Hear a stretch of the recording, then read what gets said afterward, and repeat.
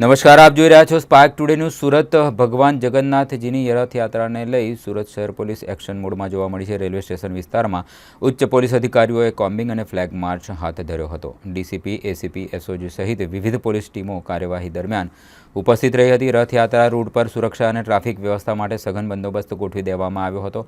મેદપુરા ચોક બજાર સહિતના સંવેદનશીલ વિસ્તારોમાં પોલીસ પેટ્રોલિંગ વધારાયું છે। કોઈ અનિચ્છનીય બનાવ ન બને તે માટે સતત ચેકિંગ અને દેખરેખ શરૂ કરી દેવામાં આવી છે। શાંતિપૂર્ણ અને સુરક્ષિત રથયાત્રા યોજાય તે માટે સુરત પોલીસ સતર્ક મોડમાં જોવા મળી છે। જુલાઈ 20:20ના દિવસે ભગવાન જગન્નાથની રથયાત્રા ખાસ કરીને સમગ્ર સુરત શહેરમાં 8 જેટલી ભગવાન જગન્નાથની શોભાયાત્રા રથયાત્રાઓ નીકળે છે। સૌથી મોટી જે રથયાત્રા છે જે રેલવે સ્ટેશનથી શરૂ થઈને જે અલગ અલગ વિસ્તારોમાંથી 14 કિલોમીટર શોભાયાત્રા એ ઇસ્કોન મંદિરમાં સમાપન થાય છે।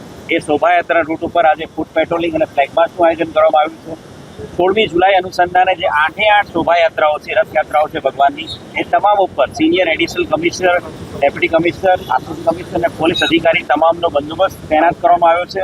ઇન્ચાર્જ પોલીસ કમિશનર વામન ગમીર સાહેબના માર્ગદર્શન હેઠળ તમામ શોભાયાત્રાઓ જ્યાં પણ રથયાત્રાઓ થવાની છે તમામ જગ્યાએ શાંતિ સમિતિની મિટિંગોનું આયોજન કરવામાં આવ્યું છે। ફ્લેગ માર્ચ અને ફૂટ પેટ્રોલિંગનું પણ આયોજન કરવામાં આવ્યું છે અને સાથે સાથે શોભાયાત્રા રથયાત્રાના દિવસે ખાસ કરીને તમામ વિસ્તારોમાં પુશિંગ સ્ક્વોડ સાથે સાથે સ્ટેટિક બંદોબસ્ત સાથે સાથે ડીપ પોઈન્ટ બંદોબસ્ત અને ધાબા પોઈન્ટ બંદોબસ્ત એમ 5 માળખામાં બંદોબસ્તનું 5 લેયરમાં બંદોબસ્તનું આયોજન કરવામાં આવ્યું છે અને એની સાથે સાથે ક્રાઇમ બ્રાન્ચ, એસઓજીની ચુનિંદા અધિકારીઓની ટીમો દ્વારા પુશિંગ સ્ક્વોડ તરીકે પણ કામગીરી કરવામાં આવશે।